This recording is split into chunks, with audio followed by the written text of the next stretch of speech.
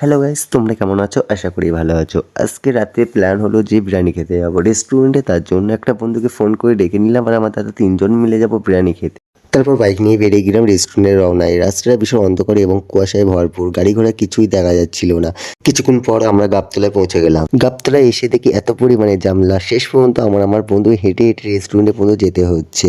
আর কি করবো বলো, ভাগ্য যখন খারাপ থাকে আর তো কিছুই করার থাকে না। তারপর রেস্টুরেন্টে গিয়ে মেনু কার্ড দেখে 3 প্লেট বিরিয়ানি অর্ডার দিয়ে দিলাম। তারপর কিছুক্ষণ পর আমাদের প্লেট দিয়ে গিয়েছে, কিন্তু আধা ঘন্টা পরে তারপর বিরিয়ানি এসেছে। আমি তো ভাবছি মানে আমাদের বিরিয়ানি দেবে না, আমি এদিক ওদিক চেয়ে খালি দেখছি বিরিয়ানিটা আসবে কখন আর কারো দিচ্ছে কি।